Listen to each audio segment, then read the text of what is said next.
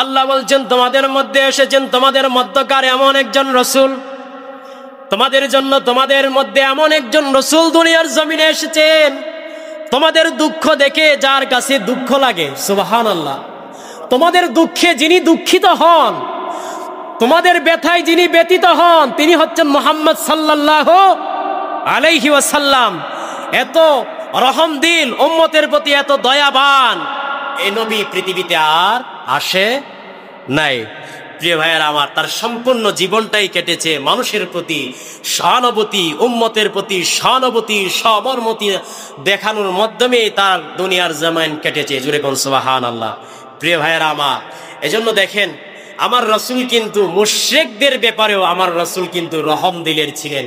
মুশরিক যারা ছিল, মক্কার কাফের যারা ছিল, কাফেরদের ব্যাপারেও আমার রাসূল কোনোদিন বদদুয়া করেন নাই। কথা বলেন ঠিক কিনা?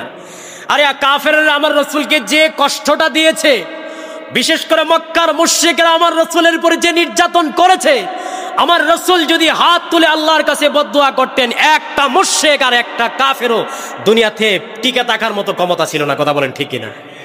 প্রিয় ভাইয়েরা আমার, হযরত আবু হুরায়রা থেকে হাদিস বর্ণিত, আবু হুরায়রা বলেন, কিলা ইয়া রাসূলুল্লাহ উদউ আলাল মুশরিকিন, ইয়া রাসূলুল্লাহ কাফেরদের ব্যাপারে একটু বদদুয়া করেন না। আমার রাসূল একটা সোজা সাপটা উত্তর দিয়েছিলেন, ইন্নী লাম উবআস লাআনা ওয়া ইন্নামা বুইসতু রাহমা। আমাকে যে তোমরা বলছো কাফের মুশরিকদের ব্যাপারে আমি বদদুয়া করব, আল্লাহ তো আমাকে বদদুয়া করার জন্য পাঠায় নাই, আল্লাহ তো আমাকে লানত দেওয়ার জন্য পৃথিবীতে পাঠায় নাই। ইন্নামা বুইসতু রাহমা, আরে আল্লাহ পাক আমাদের পৃথিবীতে প্রেরণ করেছেন রহমত হিসেবে। জুড়ে কোন সুবহানাল্লাহ। আল্লাহ পাক জিবরিল আমিনকে বললেন, জিবরিল আমিন যাও, ইযহাব ইলা মুহাম্মদ, মুহাম্মাদের কাছে যাও, যায় জিজ্ঞেস করো, ফাসালহু মা ইউবিকিকা, মুহাম্মদ যায় মুহাম্মদ সাল্লাল্লাহু আলাইহি সাল্লামকে জিজ্ঞেস করো কিসের জন্য কান্না করে।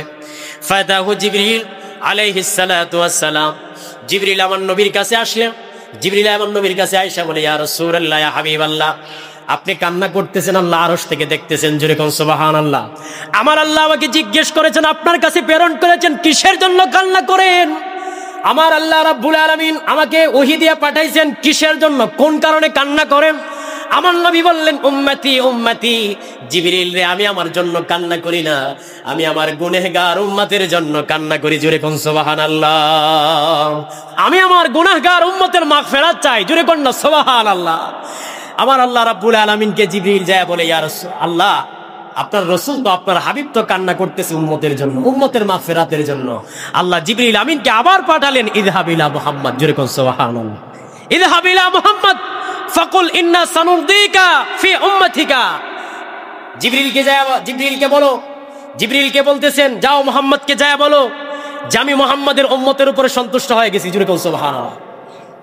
এই কথা কে বলেছেন? বলেন কে বলেছেন? তাহলে আমাদের উপরে সন্তুষ্ট হয়েছেন কে? কথা বলেন কে? কার জন্য হয়েছেন? আমার নবীর জন্য। কথা বলেন ঠিক কিনা? আমার নবীর জন্য।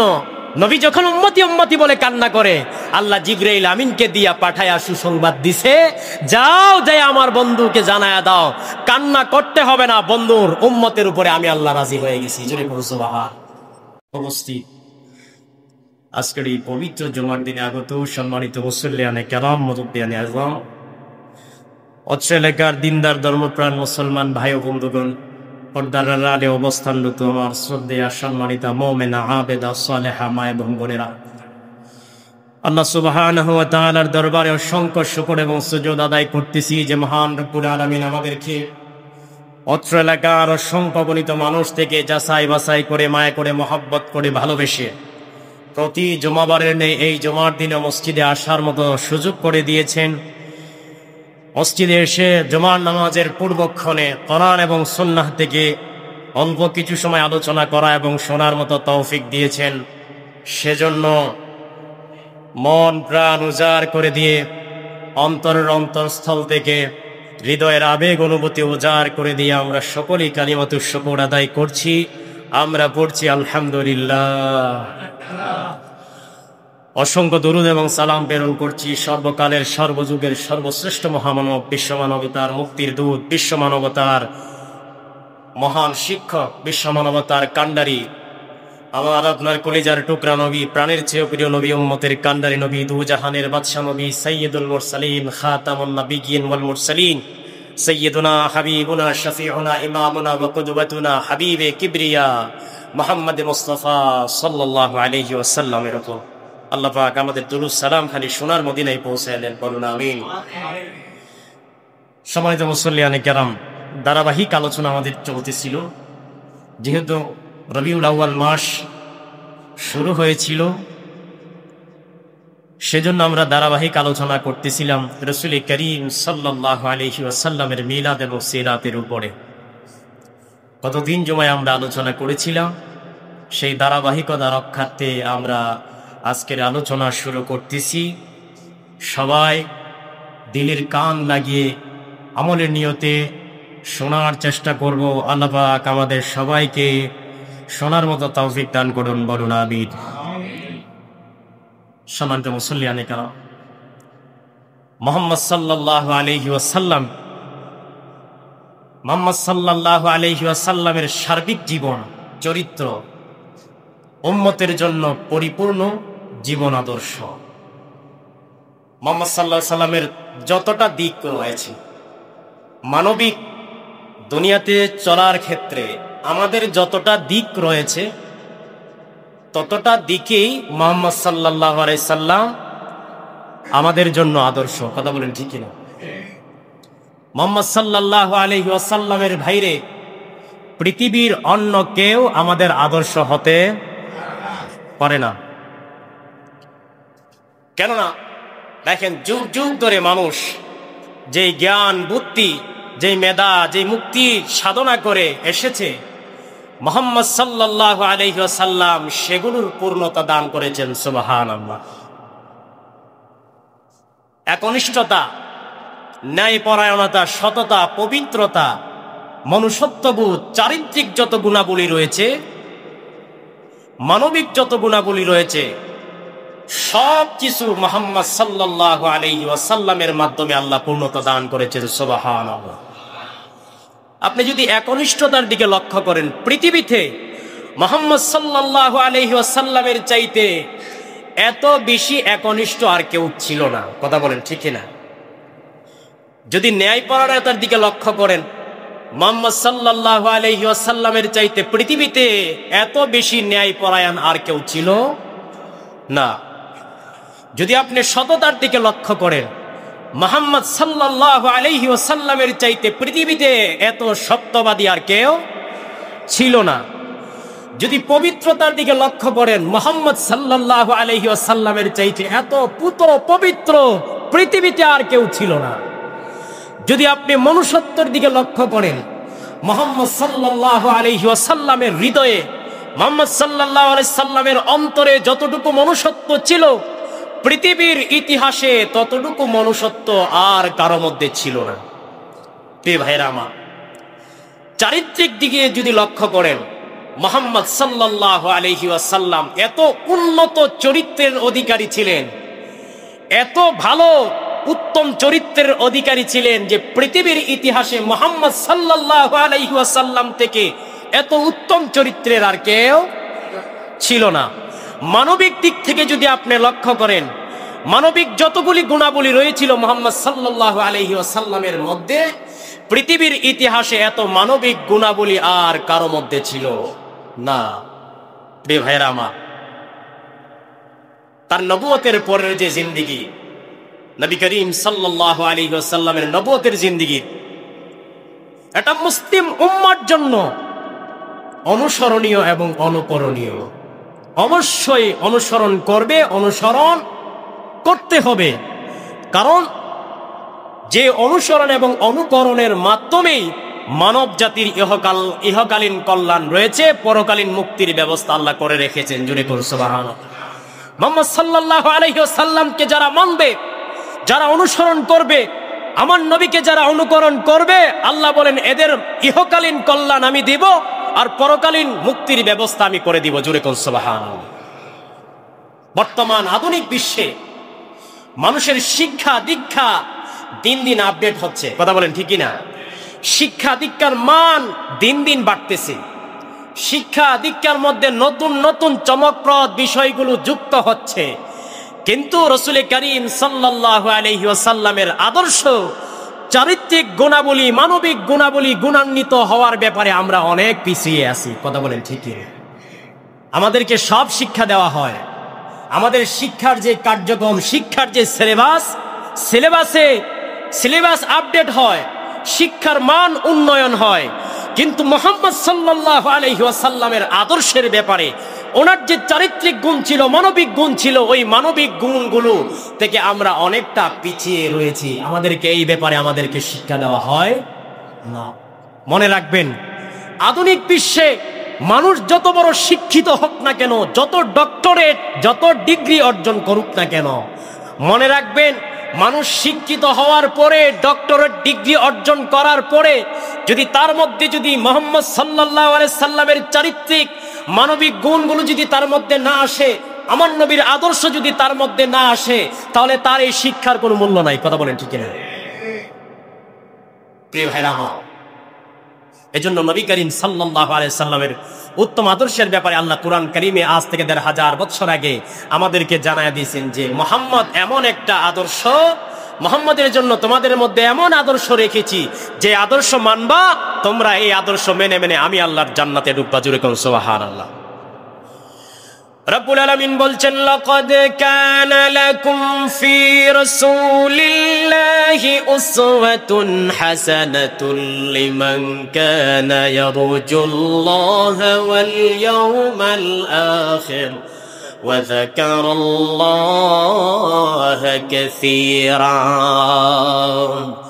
রব্বুল আলামিন বলছেন, নিশ্চয়ই তোমাদের জন্য লাকাদ কানা লাকুম ফি রাসূলিল্লাহি উসওয়াতুন হাসানা, আল্লাহ বলছেন তোমাদের জন্য উত্তম আদর্শ তোমাদের রাসূলের মধ্যে রয়েছে। লিমান কানা ইয়ারজুল্লাহা ওয়াল ইয়াওমাল আখির, আল্লাহ বলছেন যারা আমি আল্লাহ এবং পরকাল বিশ্বাস করে এবং যারা আমি আল্লাহকে বেশি বেশি করে স্মরণ করে, তাদের জন্য তোমাদের রাসূল মুহাম্মদের মধ্যে রয়েছে উত্তম আদর্শ। জোরে কোন সুবহানাল্লাহ। তাহলে উত্তম আদর্শ কাদের জন্য?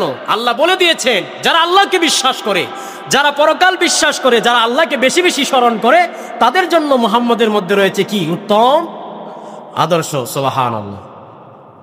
রাসূল করিম সাল্লাল্লাহু আলাইহি ওয়াসাল্লামের দেখেন, বলেছি সর্বোত্তম চরিত্র দিয়ে আল্লাহ রাসূলকে দুনিয়ার জমিনে প্রেরণ করেছিলেন। এত উত্তম চরিত্র, এত মহান চরিত্র, এত সুবিশাল চরিত্র আর কাউকে আল্লাহ দেয় নাই। সুবহানাল্লাহ।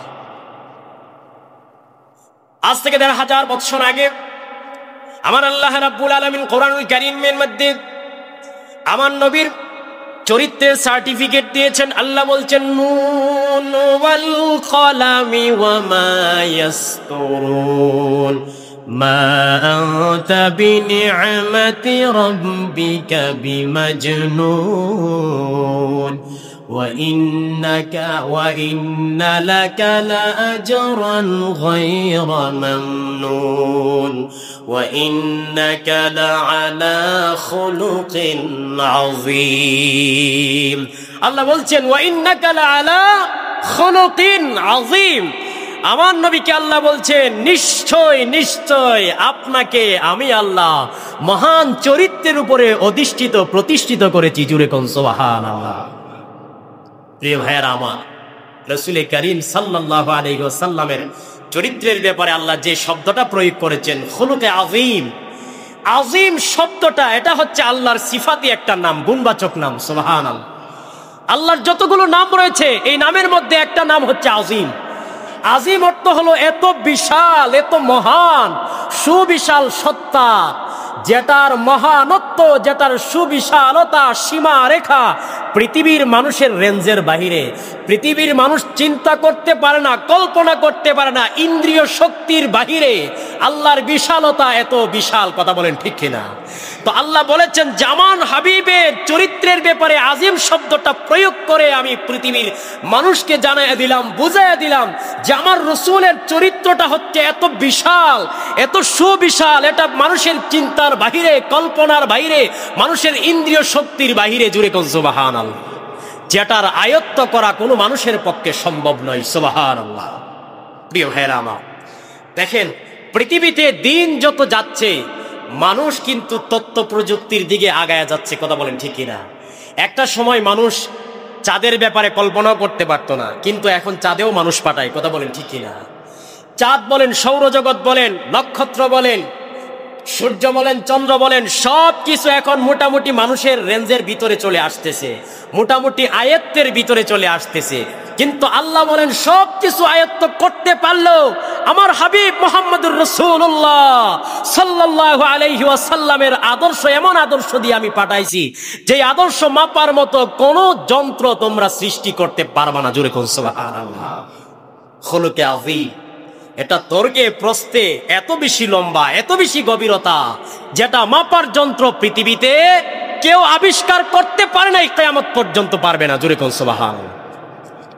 প্রিয় ভাইরা, দেখেন মক্কার যে মুশরিক কাফের বিদুর্মীরা, তারা আমার রাসূলের সবচেয়ে বড় দুশমন ছিল, কথা বলেন ঠিক কিনা? সব সময় রাসূল কারীম সাল্লাল্লাহু আলাইহি ওয়াসাল্লামের ব্যাপারে তারা শুধু আমার রাসূলকে কিভাবে কষ্ট দেওয়া যায় এই চিন্তা করত। কিন্তু রাসূল কারীম সাল্লাল্লাহু আলাইহি ওয়াসাল্লামের বিশ্বস্ততা, আমানতদারি ও সত্যবাদিতা মক্কার কাফেররা বিশ্বাস করত, কথা বলেন ঠিক কিনা? আরে আবু জাহেল তো ডাইরেক্টলি বলতো, আবু জাহেল বলতো, মুহাম্মদ দেখো আমি তোমাকে মিথ্যাবাদী বলি না, আমি কিন্তু তোমাকে মিথ্যাবাদী বলি না, বাট তুমি যে ধর্মের কথা বলো, যেই দ্বীনের কথা বলো, এটা আমি বিশ্বাস করি না। নাউজুবিল্লাহ। তুমি লোক সঠিক, তুমি সত্যবাদী, এতে কোনো সন্দেহ নাই, কিন্তু তুমি যেই ধর্মের কথা আমাদেরকে শোনাও, আমাদের বাপ দাদার ধর্ম বাদ দিয়া তুমি নতুন ধর্ম আবিষ্কার করছো, এই ধর্ম আমরা বিশ্বাস করি না। প্রিয় ভাইরা আমার, দেখেন মক্কাবাসী আমার রাসূলকে কতটা বিশ্বাস করত। মক্কাবাসী তাদের দামি দামি জিনিসগুলো, যেগুলো অনেক মূল্যবান জিনিস, ওগুলো সবগুলো আমার নবীর কাছে আমানত রাখতো। জোরে কোন সুবহানাল্লাহ। যার কারণে মক্কার লোকেরা আমার নবীকে বলতো আল আমিন, as-সাদিক। মুহাম্মদ হচ্ছে আরবের সবচাইতে সত্যবাদী মানুষ, মুহাম্মাদের চাইতে আরবের সত্যবাদী মানুষ আর একটাও নাই। জোরে কোন সুবহানাল্লাহ। সবাই বিশ্বাস করত। প্রিয় ভাইয়েরা আমার রাসূল যখন হিজরত করে মদিনায় চলে যায়, যেই রাত্রে হিজরত করে মদিনায় চলে যায়, ওই রাত্রে আমার রাসূলের জায়গায় হযরত আলীকে শুয়ায় গেছিলেন, কথা বলেন ঠিক কিনা? আলীকে এই জন্য শুয়ায় গেছিল যাতে করে মক্কার মানুষ আমার রাসূলের কাছে যে আমানতগুলো রেখে গিয়েছিল, এই আমানতগুলো যেন আলী তাদের কাছে ফিরিয়ে দিতে পারে। জোরে কোন সুবহানাল্লাহ। মক্কার মানুষ যেন বলতে না পারে মুহাম্মদ আমাদের আমানতের খেয়ানত করছে, এই কথা বলার কোনো সুযোগ ছিল না। যার কারণে হযরতে আলীকে শোয়া গিয়েছিল আর বলে গিয়েছিল আমি চলে যাচ্ছি, আমার কাছে যারাই আমানত রেখেছিল সকালবেলা ঘুম থেকে উঠে সকলের আমানত ফিরিয়ে দিবা। সুবহানাল্লাহ। তিনি হচ্ছেন আমার আপনার রাসূল মুহাম্মদ সাল্লাল্লাহু আলাইহি ওয়াসাল্লাম। রাসূল কারীম সাল্লাল্লাহু আলাইহি ওয়াসাল্লাম এমন কোনো গুণ ছিল না যেটা আমার রাসূলের মধ্যে ছিল না। জোরে কোন সুবহানাল্লাহ। তিনি একজন সাহসী মানুষ ছিলেন, সাহসী নেতা ছিলেন, কথা বলেন ঠিক কিনা? পরমুখাপেক্ষীহীন ছিলেন, দুনিয়ার কোনো মানুষের কাছে উনি মুহতাজ ছিলেন না, সব সময় আল্লাহর কাছে মুহতাজ হতেন। যা কিছুর প্রয়োজন হতো আল্লাহকে বলতেন, কথা বলেন ঠিক কিনা? এছাড়া মানবিক যতগুলো গুণ ছিল সব আমার রাসূলের মধ্যে ছিল। সুবহানাল্লাহ। ফলে তার ব্যক্তিত্ব, তার বিশ্ব মানবতার জন্য, তার ব্যক্তিত্বটা বিশ্ব মানবতার জন্য আয়না স্বরূপ ছিল। অর্থাৎ আমার রাসূল আয়না ছিলেন। আমার রাসূল কি ছিলেন? আয়না ছিলেন। রাসূলকে দেখে দেখে সাহাবায়ে কেরাম তাদের ভিতর বাহির ঠিক করতেন। জোরে কোন সুবহানাল্লাহ। আরে আমার রাসূল, সাহাবায়ে কেরাম মনে করতেন যে আমার রাসূল আয়না। রাসূলের সামনে সাহাবায়ে কেরাম দাঁড়াইলে দেখতে পারতেন সাহাবায়ে কেরামের মধ্যে কি দোষ আছে। আপনি যখন আয়নার সামনে যখন আপনি নিজে দাঁড়ান, আপনি দেখতে পারেন আপনার শরীরে কি আছে না নাই, কথা বলেন ঠিক কিনা?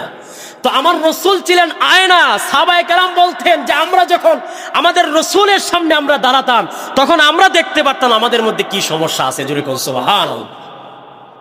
সাহাবায়ে কেরাম বলতেন আমরা আমাদের রাসূলকে দেখে দেখে আমরা নিজেদের বাহির ভিতর দুটোটাই ঠিক করে নিতাম। সুবহানাল্লাহ। প্রিয় ভাইরা আমার, দেখেন আল্লাহর হাবিবের কাছে যেদিন ওহী নাজিল হয়, আমার রাসূল হযরতে খাদিজাকে ডাক দিয়ে বলেন, এ খাদিজা, মালি লাকাদ খাশিতু আলা নাফসি, আমার ভয় হচ্ছে, আমি আমার জীবনের আশঙ্কা করতেছি। মালিক লাকাদ খাশিতু আলা নাফসি। খাদিজা আমার রাসূলকে একটা উত্তর দিয়েছিলেন, আনসার দিয়েছিলেন। হযরতে খাদিজা বললেন, আবশির ফাওয়াল্লাহ লা ইউখজিকাল্লাহু আবাদা। আমার নবীকে খাদিজা ডাক দিয়ে বলি, ইয়া রাসূলুল্লাহ, ইয়া হাবিবাল্লাহ, নবী গো, কখনোই নয়, লা ইউখজিকাল্লাহু আবাদা, কখনোই আমার আল্লাহ আপনি রাসূলকে লাঞ্ছিত করবেন না। জোরে কোন সুবহানাল্লাহ। খাদিজা বলে, ফাওয়াল্লাহ ইন্নাকা লা তাসিলুর রাহিম ওয়া তাসদুকুল হাদিস ওয়া তাহমিলুল কাল্লা ওয়া তাকসিবুল মা'দুমা ওয়া তাকরিউদ যায়ফা ওয়া তুঈনু আলা নওয়াইবিল হক, আও কামা ক্বালা আলাইহিস সালাতু ওয়াস সালাম। রাসূল বলছেন, খাদিজা বলছেন, ইয়া রাসূলুল্লাহ, কিসের জন্য ভয় করতেছেন? আপনি কিসের জন্য এত টেনশন করতেছেন? আল্লাহ তো আপনাকে লাঞ্ছিত করবেন না, কারণ ফাওয়াল্লাহ ইন্নাকা লা তাসিলুর রাহিম, আপনি আত্মীয়তার বন্ধন আপনি বজায় রাখেন। জোরে কোন সুবহানাল্লাহ। এই রাসূলের একটা বড় গুণ ছিল, রাসূল সবসময় আত্মীয়তার বন্ধন কি করতেন? বজায় রাখতেন। সুতরাং দুনিয়াতে যারা খুঁটিনাটি বিষয়ের কারণে আত্মীয়তার সম্পর্ক ছিন্ন করেন, এরা আমার রাসূলের উম্মত হতে পারে না। প্রিয় ভাইয়েরা আমার রাসূল বলছেন, খাদিজা বলতেন, ওয়া তাসদুকুল হাদিসা ওয়া তাহমিলুল কাল্লা ওয়া তাকসিবুল মা'দুমা। খাদিজা বলছে, ইয়া রাসূলুল্লাহ, আপনি তো আত্মীয়তার সম্পর্ক বজায় রাখেন, সর্বদা সবসময় সত্য কথা বলেন, বিপদগ্রস্ত মানুষের পাশে দাঁড়ান, দুর্বলের ভার বহন করেন, এতগুলো গুণ আপনার মধ্যে রয়েছে ইয়া রাসূলুল্লাহ, সুতরাং আল্লাহ পাক আপনাকে কখনোই লাঞ্ছিত করবেন না। জোরে কোন সুবহানাল্লাহ। প্রিয় ভাইয়েরা আমার রাসূল আরো বলেন, ইন্নামা বুইসতু লিউতাম্মিমা সালিহাল আখলাক। আমার রাসূল বলেন যে নিশ্চয় সর্বোত্তম চরিত্রের পূর্ণতা দেওয়ার জন্য আল্লাহ পাক আমাকে দুনিয়াতে প্রেরণ করেছেন। জোরে বল সুবহানাল্লাহ। আমার রাসূল দেখেন, এক একটা গুণের কথা যদি বলি অনেক সময়ের দরকার। আমার রাসূল ছিলেন কোমল হৃদয়ের এবং রহম দিলের নবী। জোরে বল সুবহানাল্লাহ। প্রিয় ভাইয়েরা লোকদের সাথে আমার রাসূল যখন কথা বলতেন, লোকদের সাথে নম্র আচরণ করতেন। সুবহানাল্লাহ।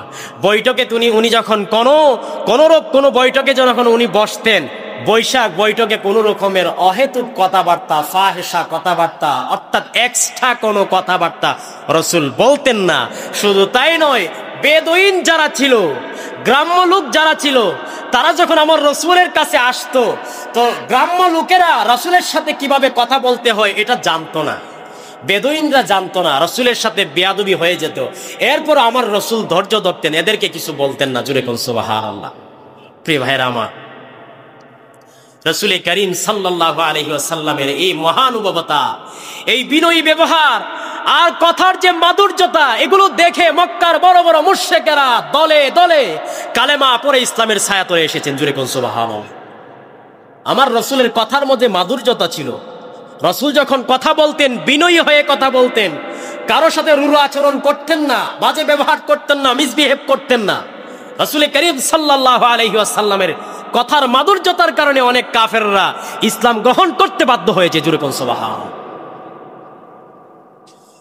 রব্বুল আলামিন এই জন্য বলেন, ফাবিমা রাহমাতিম মিনাল্লাহি লিনতা লাহুম ওয়া লাউ কুনতা ফাযযান গালিযাল কলব। আল্লাহ রাব্বুল আলামিন বলেন, আল্লাহ পাকের বিশেষ রহমতি, ও নবী, আপনি নিজ উম্মতের প্রতি কোমল হৃদয় হয়েছেন। যদি আপনি কর্কশ এবং কঠোর হৃদয়ের হতেন, তাহলে তারা অবশ্যই আপনার পাশ থেকে সটকে যেত। আল্লাহ রাব্বুল আলামিন আয়াত নাজিল করে আমার আল্লাহকে বলে দিয়েছেন, আমার আল্লাহ আমার রাসূলকে বলে দিয়েছেন, ওগো নবীজি, ফাবিমা রাহমাতিম মিনাল্লাহি লিনতা লাহুম, আল্লাহ পাকের অশেষ রহমত ছিল, বিশেষ দয়া ছিল, যার কারণে আপনি নিজ উম্মতের প্রতি কোমল হৃদয় অর্থাৎ কোমলতা দেখিয়েছেন। জোরে কোন সুবহানাল্লাহ।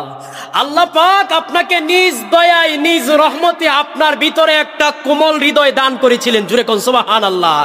আপনি যদি কর্কশ হৃদয়ের হতেন, কঠোর স্বভাবের হতেন, তাহলে আপনার আশেপাশে থেকে যারা সাহাবায়ে কেরাম ছিল সবাই দূরে সরে যেত। এজন্য প্রিয় ভাইয়েরা রাসূল করিম সাল্লাল্লাহু আলাইহি ওয়াসাল্লামের এই অনন্য চারিত্রিক যে মাধুর্যতা ছিল, এটা একমাত্র আল্লাহ পাকের বিশেষ দান ছিল। কথা বলেন ঠিক কিনা? স্পেশাল ভাবে আমার আল্লাহ আমার রাসূলকে দিয়েছেন। সুবহানাল্লাহ। হযরত আমর ইবনুল আস থেকে হাদিস বর্ণিত, রাসূল করিম সাল্লাল্লাহু আলাইহি ওয়াসাল্লাম বলেন, আর রাহিমুন ইয়ারহামুহুমুর রহমান ইরহামু মান ফিল আরদি ইয়ারহামুকুম মান ফিস সামা। আরে আব্দুল্লাহ ইবনে আমর ইবনুল আস বর্ণনা করেন যে আমার রাসূল বলেছেন, আর রাহিমুন ইয়ারহামুহুমুর রহমান, যে দয়াশীলদের উপর পরম করুণাময় আল্লাহ পাক দয়া করেন। দয়াশীল যারা দয়া করে দুনিয়াতে, এই দয়াশীলদের উপরে রহমানে দয়া করেন। জোরে কোন সুবহান। সুতরাং ইরহামু মান ফিল আরদি ইয়ারহামুকুম মান ফিস সামা। আমার রাসূল বলছেন যে পৃথিবীতে যারা আছো, জমিনে যারা আছো, তোমরা দয়া করো, তাহলে যদি দয়া করতে পারো, আসমানের মালিক যিনি, তিনি রহমান তোমাদেরকে দয়া করবেন। জোরে কোন সুবহানাল্লাহ। প্রিয় ভাইরা আমার রাসূল ছিলেন পৃথিবীবাসীর জন্য রহমত। জোরে কোন সুবহানাল্লাহ। রাহমাতাল লিল আলামিন। প্রিয় ভাইরা আমার রাসূল কি শুধু আমার জন্য রহমত ছিলেন, মানুষের জন্য? আমার রাসূল শুধু মানুষের জন্য রহমত ছিলেন না। আমার রাসূল শুধু জিনের জন্য রহমত ছিলেন না। আমার রাসূল কোনো গোষ্ঠীর জন্য, কোনো গোত্রের জন্য রহমত ছিলেন না। আল্লাহ পাকের আসমানের উপরে, জমিনের নিচে, জমিনের উপরে যত কায়নাত রয়েছে, যত প্রকারের মাখলুক রয়েছে, আল্লাহ বলেন সব কিছুর জন্য নবী আপনাকে রহমত বানায় পাঠালাম। জোরে বলুন সুবহানাল্লাহ। প্রিয় ভাইয়েরা এই জন্য আমার রাসূল রাহমাতুল লিল আলামিন। আল্লাহ বলেছেন বিশেষ করে অসহায় গুনাহগার উম্মতের জন্য আমার রাসূল ছিলেন রহমত। সুবহানাল্লাহ। এবং গুনাহগার উম্মতের শেষ আশ্রয়স্থল হচ্ছে আমার নবী। জোরে কোন সুবহানাল্লাহ। গুনাহগার উম্মতের শেষ আশ্রয়স্থল কোথায়? কোথায় যখন যাওয়ার জায়গা পাবে না, তখন আমার নবী তাদেরকে বাঁচাবেন। কথা বলেন ঠিক কিনা? প্রিয় ভাইয়েরা দরদি নবী, দয়াল নবীজি, আমার নবীজি সাল্লাল্লাহু আলাইহি ওয়াসাল্লাম সারা জীবন উম্মতের কল্যাণ কামনায় কাটিয়েছেন। উম্মতকে পরিত্রাণ দেওয়ার জন্য সারা জীবন উনি মেহনত করেছেন। সর্বাবস্থায় শুধু এই চিন্তাটাই করতেন যে কিভাবে সকল উম্মত ইমানদার হয়ে ইহকালে শান্তি লাভ করবে, পরকালে জাহান্নামের আগুন থেকে মুক্তি লাভ করবে। এই চিন্তায় আমার রাসূল সব সময় চিন্তিত ছিলেন। জোরে কোন সুবহানাল্লাহ। আর এত উম্মত পাগল নবী আদম থেকে নিয়ে ঈসা পর্যন্ত কেউ ছিলেন না। কিয়ামত পর্যন্ত কি আর আসবে? আসার সুযোগ আছে? এত উম্মত পাগল নবী পৃথিবীতে আল্লাহ আর কোন নবীকে উম্মতের প্রতি এত রহম দিল বানায়া পাঠায় নাই। জোরে কোন সুবহানাল্লাহ। এজন্য আল্লাহ বলেছেন, কোরআনে আল্লাহ বলেছেন, লাকাদ জাআকুম রাসূলুম মিন আনফুসিকুম আজিজুন আলাইহি মা আনিতুম হারিসুন আলাইকুম বিল মুমিনিনা রাউফুর রহিম। আল্লাহ বলছেন তোমাদের মধ্যে এসেছেন, তোমাদের মধ্যকার এমন একজন রাসূল, তোমাদের জন্য তোমাদের মধ্যে এমন একজন রাসূল দুনিয়ার জমিনে এসেছেন, তোমাদের দুঃখ দেখে যার কাছে দুঃখ লাগে, সুবহানাল্লাহ, তোমাদের দুঃখে যিনি দুঃখিত হন, তোমাদের ব্যথায় যিনি ব্যথিত হন, তিনি হচ্ছেন মুহাম্মদ সাল্লাল্লাহু আলাইহি ওয়াসাল্লাম। এত রহম দিল, উম্মতের প্রতি এত দয়াবান এই নবী পৃথিবীতে আর আসে নাই। প্রিয় ভাইয়েরা তার সম্পূর্ণ জীবনটাই কেটেছে মানুষের প্রতি সহানুভূতি, উম্মতের প্রতি সহানুভূতি, সবরমতি দেখানোর মাধ্যমে তার দুনিয়ার জমিন কেটেছে। জুড়ে কোন সুবহানাল্লাহ। প্রিয় ভাইয়েরা এজন্য দেখেন আমার রাসূল কিন্তু মুশরিকদের ব্যাপারেও আমার রাসূল কিন্তু রহম দিলের ছিলেন। মুশরিক যারা ছিল, মক্কার কাফের যারা ছিল, কাফেরদের ব্যাপারেও আমার রাসূল কোনোদিন বদদুয়া করেন নাই। কথা বলেন ঠিক কিনা? আরে কাফেররা আমার রাসূলকে যে কষ্টটা দিয়েছে, বিশেষ করে মক্কার মুশরিকরা আমার রাসূলের উপরে যে নির্যাতন করেছে, আমার রাসূল যদি হাত তুলে আল্লাহর কাছে বদদুয়া করতেন, একটা মুশরিক আর একটা কাফেরও দুনিয়াতে টিকে থাকার মতো ক্ষমতা ছিল না। কথা বলেন ঠিক কিনা? প্রিয় ভাইয়েরা হযরত আবু হুরায়রা থেকে হাদিস বর্ণিত, আবু হুরায়রা বলেন, কিলা ইয়া রাসূলুল্লাহ উদউ আলাল মুশরিকিন, ইয়া রাসূলুল্লাহ, কাফেরদের ব্যাপারে একটু বদদোয়া করেন না। আমার রসুল একটা সোজা সাপটা উত্তর দিয়েছিলেন, ইন্নী লাম উবআস লাআনা ওয়া ইন্নামা বুইসতু রাহমা। আমাকে যে তোমরা বলছো কাফের মুশরিকদের ব্যাপারে আমি বদদুয়া করব, আল্লাহ তো আমাকে বদদুয়া করার জন্য পাঠায় নাই, আল্লাহ তো আমাকে লানত দেওয়ার জন্য পৃথিবীতে পাঠায় নাই। ইন্নামা বুইসতু রাহমা, আরে আল্লাহ পাক আমাদের পৃথিবীতে প্রেরণ করেছেন রহমত হিসেবে। জুড়ে কোন সুবহানাল্লাহ। প্রিয় ভাইয়েরা আমার, হযরত আমর ইবনে আস থেকে অনেক লম্বা একটা হাদিস এসেছে। আন্নান নবী সাল্লাল্লাহু আলাইহি ওয়াসাল্লাম তালা আযজা ওয়া জাল্লা ফি ইব্রাহিম রব্বি ইন্নাহুন্না আদলাল্লা কাসীরাম মিনান নাস ফামান তাবিআনি ফাইন্নাহু মিন্নি ওয়া ক্বালা ঈসা আলাইহিস সালাতু ওয়াস সালাম ইন তুআযিবহুম ফাইন্নাহুম ইবাদুক ওয়া ইন তাগফির লাহুম ফাইন্নাকা আনতাল আজিজুল হাকীম فرفع يديه وقال أمتي أمتي وبكى فقال الله عز وجل يا جبرائيل اذهب إلى محمد وربك أعلم فسأله ما يبكيك فأتاه جبريل عليه الصلاة والسلام فسأله فأخبره رسول الله عليه وسلم بما قال وهو أعلم فقال الله يا جبريل اذهب إلى محمد فقل إنا سنرضيك في أمتك ولا نسوءك رواه مسلم। প্রিয় ভাইয়েরা আমার, আমার রসুল ইবনে আস থেকে হাদিস বর্ণিত, আব্দুল্লাহ ইবনে আস থেকে হাদিস বর্ণিত, আমার রসুল একদিন জুড়ে জুড়ে করে কান্না করতেছেন কি বলে? উম্মতি উম্মতি বলে কান্না করতেছেন। জুড়ে কোন সুবহানাল্লাহ। আমার রসুল যখন কান্না করে আল্লাহ পাক আরশে আজিম থেকে দেখতেছেন কিনা? দেখেন কি দেখেন না? তো আল্লাহ পাক বুঝতেছেন কিনা কিসের জন্য কান্না করতেছেন? বুঝতেছেন। তারপরও আল্লাহ পাক জিবরিলকে বলেন ইযহাব ইলা মুহাম্মদ। জুড়ে কোন সুবহানাল্লাহ। আল্লাহ পাক জিবরিল আমিনকে বললেন, জিবরিল আমিন যাও, ইযহাব ইলা মুহাম্মদ, মুহাম্মাদের কাছে যাও, যা জিজ্ঞেস করো ফাসালহু মা ইউবিকিকা, মুহাম্মদ যায় মুহাম্মদ সাল্লাল্লাহু আলাইহি সাল্লামকে জিজ্ঞেস করো কিসের জন্য কান্না করে। ফাতাহু জিবরিল আলাইহিস সালাতু ওয়াস সালাম, জিবরিল আমার নবীর কাছে আসলেন।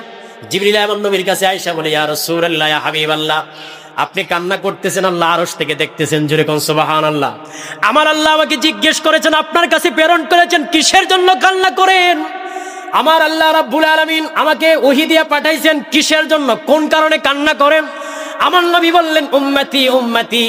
জিবরিল রে, আমি আমার জন্য কান্না করি না, আমি আমার গুনাহগার উম্মতের জন্য কান্না করি। জোরে কোন সুবহানাল্লাহ।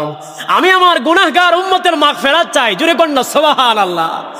আমার আল্লাহ রাব্বুল আলামিনকে জিবরিল যায় বলে, ইয়া রাসূলুল্লাহ, আপনার রসুল তো, আপনার হাবিব তো কান্না করতেছে উম্মতের জন্য, উম্মতের মাগফিরাতের জন্য।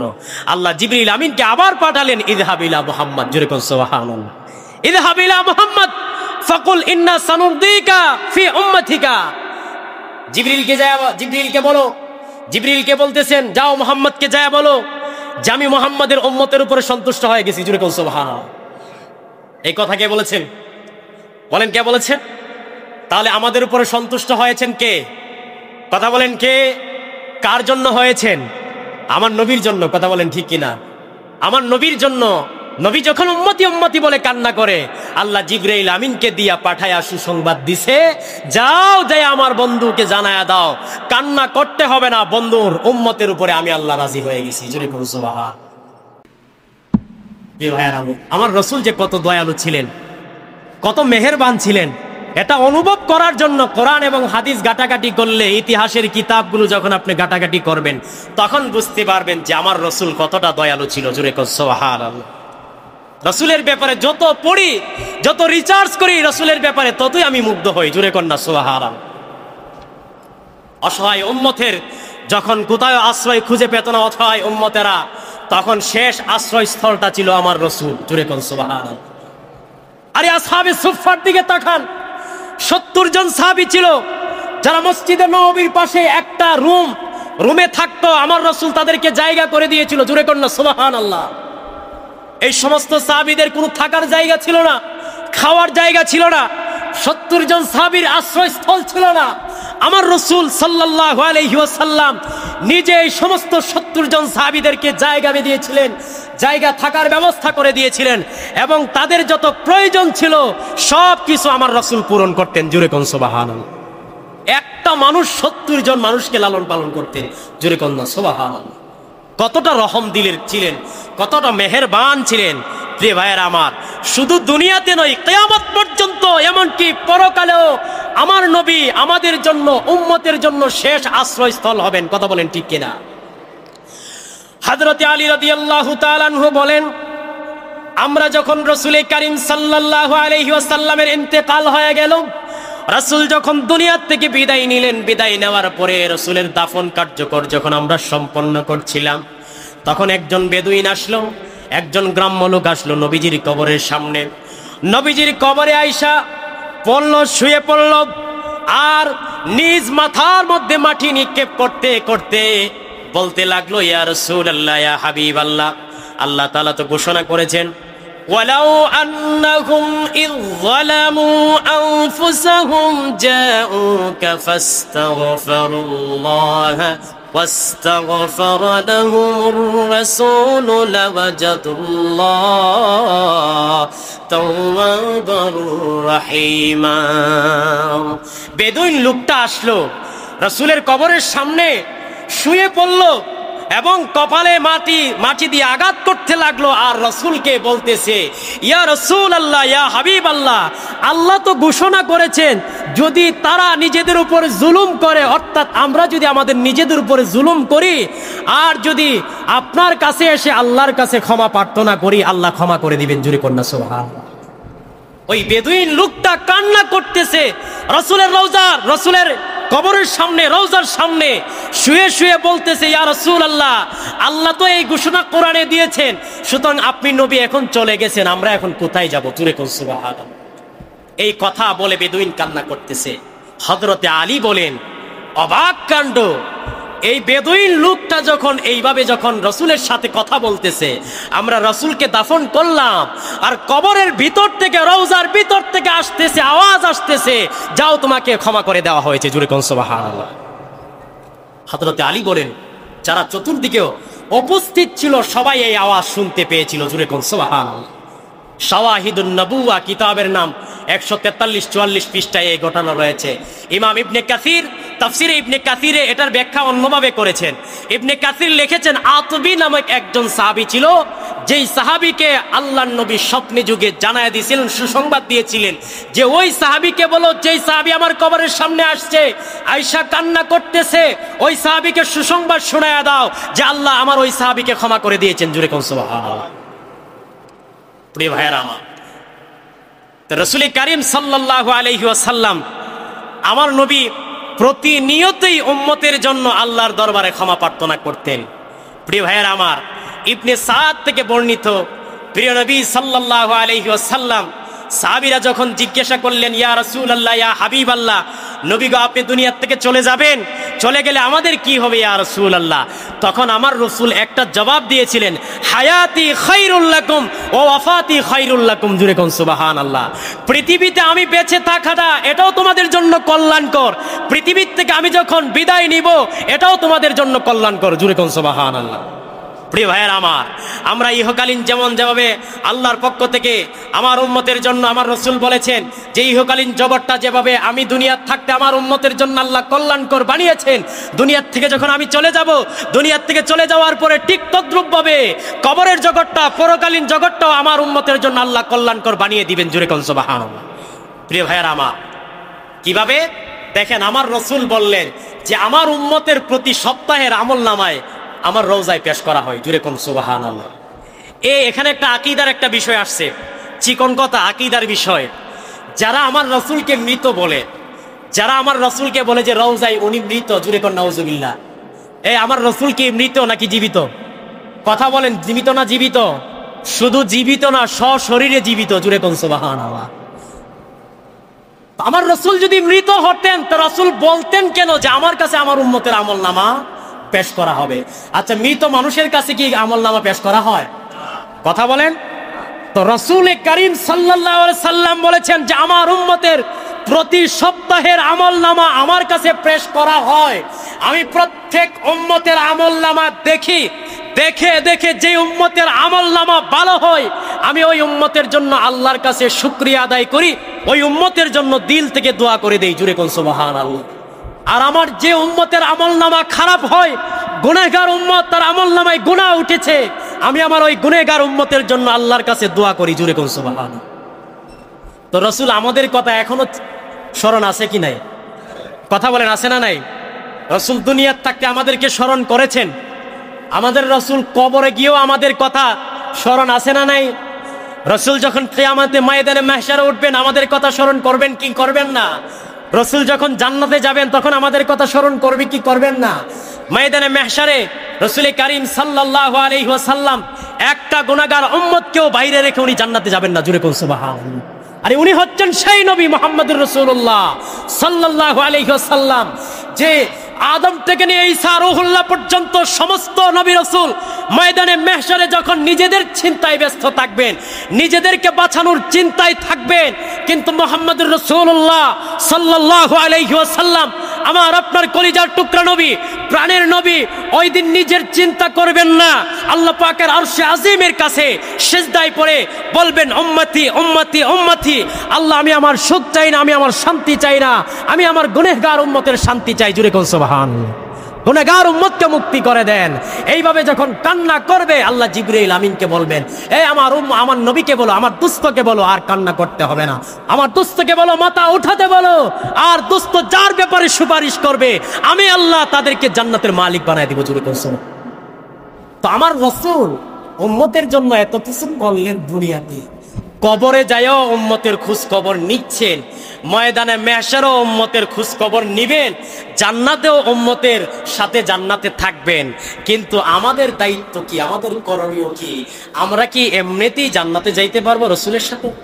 তো আমাদের দায়িত্ব কি? আমাদের দায়িত্ব হচ্ছে আমাদের জীবন, আমাদের মরণ, আমাদের মাথা থেকে আমাদের পা পর্যন্ত সব কিছু আমার রসুলের আদর্শ দিয়ে সাজাতে হবে। কথা বলেন ঠিক কিনা? আমার রসুলের আদর্শ যখন থাকবে আপনার মধ্যে, আমার মধ্যে আমার রসুলের আদর্শ থাকলে, আমার মধ্যে আমার রসুলের সুন্নাত থাকলে, আমার মধ্যে আমার রসুলের প্রেম ভালোবাসা থাকলে, ওই রসুল আমার জন্য ময়দানে মাহশারে সুপারিশ করবেন। কথা বলেন ঠিক কিনা? প্রিয় ভাইয়ারা আমার, এই জন্য রসুলের সুন্নতের প্রতি গুরুত্ব দেওয়া দরকার আছে না নাই? কিন্তু রসুলের সুন্নতের প্রতি আমাদের দিন দিন গুরুত্ব কমে যাইতেছে। কথা বলেন ঠিক কিনা? প্রিয় ভাইয়ারা আমার, আলোচনা এখানে আজকে শেষ করব, তার আগে আমি একটা কথা বলে নিই। দেখেন, রসুলের ব্যাপারে আমি আলোচনা যতই করি, আমি যদি পুরা 1 বৎসর টানা 1 বৎসর যদি শুধু জুমাতে শুধু আমার রসুলকে নিয়ে আলোচনা করি, শেষ হবে না। কথা বলেন ঠিক কিনা? কারণ এটা শেষ হওয়ার জিনিস না, এটা হচ্ছে সুবিশাল। আমার রসুল হচ্ছে সুবিশাল, আমার রসুল হচ্ছে সুমহান। আমার রসুলের কোন দিক আলোচনা আমি শেষ করব, কোন দিক আলোচনা আমি করে আমি শেষ করতে পারবো না। এজন্য আমার ভাইয়েরা, আমি যতটুকু বলবো, এখন যে কথাটা বলবো, আমাদের প্রত্যেকে আমার রসুলের প্রতি, সুন্নতের প্রতি গুরুত্ব দিতে হবে। কথা বলেন ঠিক কিনা? মসজিদে যারা আছেন, মসজিদে আসলেও সুন্নত লাগবে, মসজিদের বাইরে গেলেও সুন্নত লাগবে। কথা বলেন ঠিক কিনা? নাকি মসজিদে আসলেই সুন্নত, মসজিদের বাইরে সুন্নত লাগবে না? কিন্তু মসজিদে আসার পরে অনেকে সুন্নত তরক করেন, অনেকে সুন্নত তরক করেন। কিভাবে সুন্নত তরক করেন? দেখেন, মানুষের মাথায় টুপি, এটা কিন্তু দায়মান সুন্নত। কথা বলেন ঠিক কিনা? এটা কি দায়মান সুন্নত? দায়মান সুন্নত প্রায় মোট 10টার মতো আছে, যেটা দায়মি সুন্নত, এটা সব সময়ের জন্য। কিন্তু মসজিদে আসলে অনেককে আমি দেখি যে মাথায় পর্যন্ত টুপি দেন না। এটা অত্যন্ত খারাপ জিনিস, অত্যন্ত এটা আফসোসের জিনিস, পরিতাপের জিনিস। মাথায় আপনি টুপি দেন না কেন? আপনি তো আপনার রবের সামনে দাঁড়ান। কথা বলেন, এই মসজিদে কার সামনে দাঁড়াই? আমরা আমাদের আল্লাহর সামনে দাঁড়াই। দুনিয়াতে কোনো প্রাইম মিনিস্টার, কোনো এমপি, মন্ত্রী, কোনো চেয়ারম্যান, কোনো পৌরসভার মেয়রের কাছে, উপজেলার চেয়ারম্যানের কাছে যখন আমরা যাই, সুন্দর পোশাক, আতর, সুগন্ধি ব্যবহার করে আমরা যাই তার সামনে দাঁড়াই। কথা বলেন ঠিক কিনা? কিসের জন্য দাঁড়ায়? যে উনি আমাকে, ওনার সামনে আমি দাঁড়াবো, একটু ভালো করে যদি দাঁড়াই তাহলে উনি আমাকে লাইক করবেন, পছন্দ করবেন। আর আমরা আমাদের রবের সামনে দাঁড়াই, আমরা যত অগুছালু হয়ে আমরা দাঁড়াইতে পারি, আমরা ততটাই আমরা ভালো মনে করি। আমরা একটু গুছাই আমরা দাঁড়াইতে পারি না আমাদের রবের সামনে। এজন্য আমি আবদার করব, রিকোয়েস্ট করব, মসজিদে যারা আসবেন অবশ্যই অনেকের বাসায় টুপি না থাকলেও আমাদের মসজিদে কিন্তু পর্যাপ্ত টুপি আছে না? অবশ্যই আজকের পর থেকে আমি যেন না দেখি সামনের কাতারে, বিশেষ করে যারা সামনের কাতারে দাঁড়াবেন, অবশ্যই মসজিদের বাহিরে বারান্দায় টুপির বাক্স আছে, টুপি নিয়ে তারপরে মসজিদের সামনের কাতারগুলোতে দাঁড়াবেন ইনশাআল্লাহ। আল্লাহ পাক আমাদের সবাইকে কবুল করুন, বলুন আমিন। কেউ কষ্ট পেয়েছেন? কেউ কষ্ট পাওয়ার কোনো কথাও না, কারণ আমি আমার রাসূলের সুন্নতের কথা বলছি। এতে যদি কেউ কষ্ট পান তাহলে কিছু করার নাই, এটা আপনার কপাল, নসিব খারাপ। আল্লাহ পাক আমাদের সবাইকে হেদায়েত দান করুন, বলুন আমিন।